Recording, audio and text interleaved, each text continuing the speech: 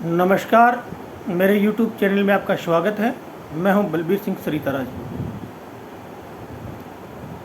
चुनाव से पहले अगर आप घर घर जाकर दारू की बोतल बांटते हैं, कैश बांटते हैं, साड़ी बांटते हैं, शॉल बांटते हैं, तो एक करेक्ट प्रैक्टिस कहलाएगी, एक ब्राइबरी, रिश्वत कहलाएगी।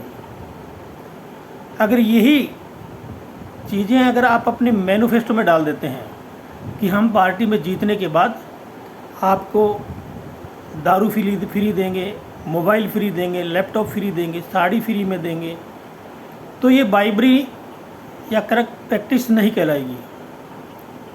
और इसीलिए हमारे देश की अर्थव्यवस्था आज इतनी कमज़ोर हो गई है।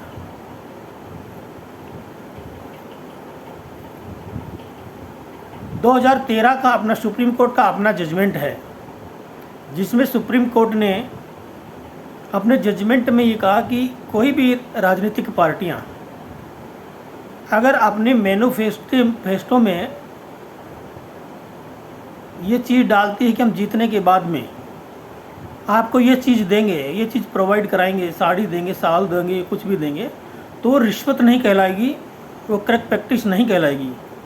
अगर यही चीज़ें अगर वो कोई भी राजनीतिक पार्टी अगर अपने मैनिफेस्टो में नहीं लेकर अगर चुनाव से पहले घर घर का ये बांटती है, दारू बांटती है या लैपटॉप बांटती है, मोबाइल बांटती है, स्कूटी बांटती है, जो भी कुछ बांटती है, तो वो एक रिश्वत कहलाएगी, करेक्ट प्रैक्टिस कहलाएगी। और ये सुप्रीम कोर्ट का 2013 का ये जजमेंट है, ये बहुत गलत जजमेंट है। इस जजमेंट को सुप्रीम कोर्ट को बदलना होगा, चेंज करना होगा। और इसीलिए राजनीतिक पार्टियां जैसे सत्ता में आती कंपटीशन के अंदर कंपटीशन करती हैं। कोई कहता कि मैं स्कूटी दूंगा, दूसरा कहता है स्कूटी, मैं अगर स्कूटी दे रहा तो ये मैं वॉशिंग मशीन दूंगा, एक कहता कि मैं मोबाइल दूंगा, एक कहता कि मैं LED दूंगा, एक कहता मैं मंगलसूत्र दूंगा, एक कहता मैं साड़ी दूंगा, एक कहता मैं चेन दूंगा सोने की। तो ऐसे ये लोग भावने ये फ्री की जो रेवड़ियाँ बांटकर ये सत्ता में आ जाते हैं और 5 साल फिर आराम से लूटते हैं, मलाई खाते हैं, देश को लूटते हैं। और अगली बार फिर चुनाव आते हैं, फिर ये पार्टियां यही वादे करते हैं और ये फिर जीत जाते हैं, फिर सत्ता में बने रहते हैं। अगर ऐसा ही चलता रहा तो ये देश की अर्थव्यवस्था बहुत ख़राब हो जाएगी। हमारे देश की सरकार के पास में अपना कोई पैसा नहीं है, उनके पास में सैलरी देने के लिए, पेंशन देने के लिए भी पैसा नहीं है। आज हमारा देश Japan, America, France, world bank से कर्जा ले रहा है। जो भी काम हमारा देश आज कर रहा है, जो भी हमारे देश में जो भी काम हो रहा है, वो कर्जे से हो रहा है। कभी हम वर्ल्ड बैंक से कर्जा लेते हैं, कभी हम जापान से लेते हैं, कभी हम फ्रांस से लेते हैं, कभी हम अमेरिका से लेते हैं। ये जो सड़कें जो देश में बन रही हैं, ये सड़कें सब कर्जे से बन रही हैं। सरकारें औद्योगिक घरानों को ये टेंडर देती हैं, काम देती हैं, आप ये सड़कें बनाओ, और ये सड़कें बनाने के बाद में 50 साल 100 साल आप टैक्स वसूलते रहो और चलता रहेगा। एक भी काम ऐसा नहीं है जो भारत सरकार अपने पैसे से करती है। कुछ कमाई अगर भारत सरकार के पास आती भी है तो वो सब उस कर्जा जो भारत ने ले रखा है वर्ल्ड बैंक से या विदेशों से, उसका ब्याज की भरपाई करने में चली जाती है। भारत देश के टोटल राज्यों में 70 लाख करोड़ का कर्जा है और सेंटर के ऊपर 80 लाख करोड़ का कर्जा है। फिर सुनिए, भारत के टोटल राज्यों के ऊपर 70 लाख करोड़ का कर्जा है और भारत की सेंट्रल के अंदर सेंट्रल गवर्नमेंट के ऊपर 80 लाख करोड़ का कर्जा है। ये कर्जा टोटल मिलाकर हो गया 150 करोड़ रुपया हो गया। और भारत की जनसंख्या कितनी है आप खुद देख लीजिए, कितना कर्जा कितना कर्जा किस पर कितना आएगा। भारत का एक बच्चा कर्जे में डूबा हुआ है। एक भी भारत एक बच्चा भी ऐसा नहीं जो कर्जे से मुक्त है। फिर भी ये कंपटीशन का जो ट्रेंड जो राजनीतिक पार्टियों का चल रहा है, ये थमने का नाम नहीं ले रहा है। जब तक सुप्रीम कोर्ट डायरेक्शन नहीं देगी, जब तक सरकारी कानून नहीं बनाएगी, जब तक इलेक्शन कमीशन इसका कोई नियम नहीं बनाएगी, तब तक ये ब्राइबरी, ये जो फ्री की जो रेवड़ी हैं, ये थमेंगे नहीं। ये चलती रहेंगी और देश लूटता रहेगा। एक दिन नौबत वो आ जाएगी। आपको पता है पाकिस्तान कंगाल क्यों हुआ? पाकिस्तान का भी यही हाल है। पाकिस्तान को आज कोई भी देश या वर्ल्ड बैंक कोई भी कर्जा देने के लिए पाकिस्तान को तैयार नहीं है, और यही हालत श्रीलंका की है। श्रीलंका को भी कोई भी देश ना कर्जा देने के लिए तैयार है, ना वर्ल्ड बैंक कर्जा देने के लिए तैयार है। तो आज दोनों देशों की स्थिति क्या होगी वो किसी से छुपी नहीं है।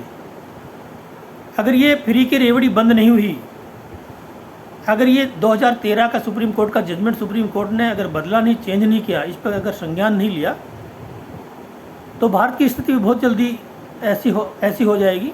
बहुत ज़्यादा समय नहीं लगेगा। 150 करोड़ रुपया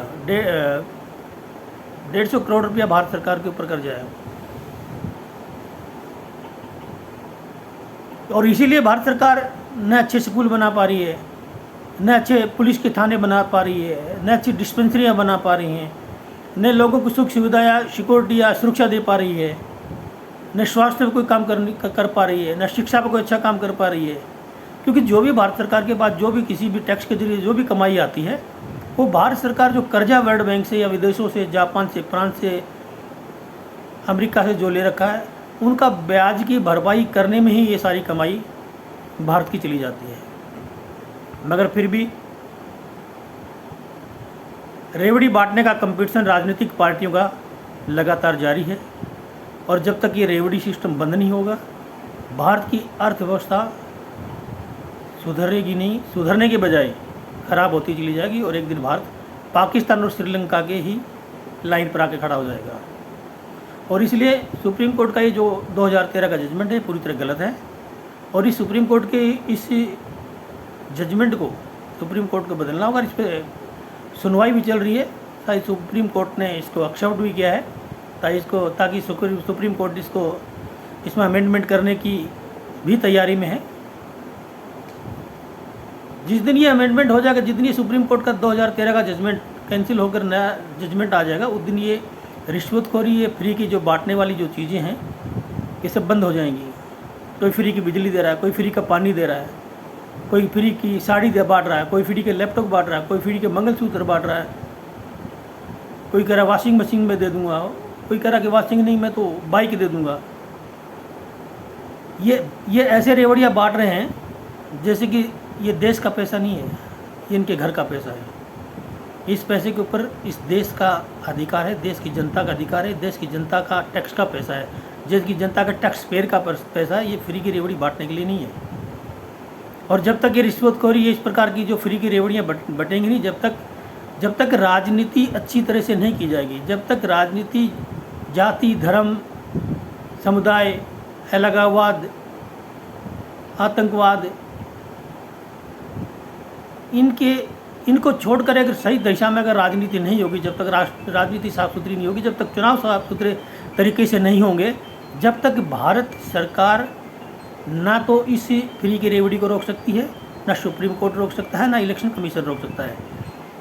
इसको रोकने के लिए भारत सरकार को कानून बनाना होगा, सुप्रीम कोर्ट के अपना डायरेक्शन देना होगा, और इलेक्शन कमीशन को अपना एक नियम तय करना पड़ेगा, एक सिस्टम बनाना पड़ेगा, तब जाके ये फ्री की रेवड़ी बंटनी शुरू होगी। जब ये फ्री की रेवड़ी बंटनी जब बंद होगी, तो अपने आप सब कुछ ठीक हो जाएगा, रिश्वत बंद हो जाएगी, और जो हकीकत में जो जन कल्याण का जो पार्टियां काम करती हैं वही सत्ता में आएंगी। ये फ्री का जो लालच दे के, धर्म के नाम पर लड़ा के, या कोई भी लालच दे के किसी प्रकार का भी सत्ता में आते हैं, और पब्लिक की भी, हमारा वोटर्स भी देखिए इनके लालच में आके वोट दे देता और सत्ता में आता है। उनको ये नहीं पता कि आज हमारे वोट से लालच में आ गया, आज हमने लैपटॉप ले लिया, घड़ी ले ली, मोबाइल ले लिया, कुछ भी ले लिया, उसके बदले मैंने वोट दे दिया, लेकिन ये 5 साल हमको ही लूट कर खाएंगे। जिस दिन जनता के दिमाग से में ये चीज़ निकल जाएगी, ये जो फ्री की रेवड़ी है ये हमारे ही पैसे से है, जिस दिन ये जनता ये चीज़ को समझ जाएगी, उस दिन ये फ्री की रेवड़ियाँ बंद हो जाएंगी, और भारत में एक अच्छे तरीके से राजनीति होनी शुरू हो जाएगी, और एक अच्छा शासन सुशासन भारत में आ जाएगा, और भारत फिर से सोने की चिड़िया बन जाएगा। और इसलिए मैं सुप्रीम कोर्ट से भी ये अरदास करता हूँ, विनती करता हूँ कि अपने 2013 के सुप्रीम कोर्ट अपने इस कानून को वापस ले, और इसमें रद्दोबदल करें, इसमें चेंज करें। इस डायरेक्शन को जब तक सुप्रीम कोर्ट चेंज नहीं करेगी जब तक ये फ्री की रेवड़ी बंद नहीं। और सुप्रीम कोर्ट मानती है इस चीज़ को, सुप्रीम कोर्ट भी मानती है कि ये डिसीजन जो है गलत है, और इसको सुप्रीम कोर्ट इसके ऊपर विचार करने भी जा रही हैं। बस आज के अंक में इतना ही, कल फिर किसी मुद्दे पे मिलेंगे। जब तक लाइक करिए, शेयर करिए, सब्सक्राइब जरूर कीजिए। जय हिंद, जय भारत।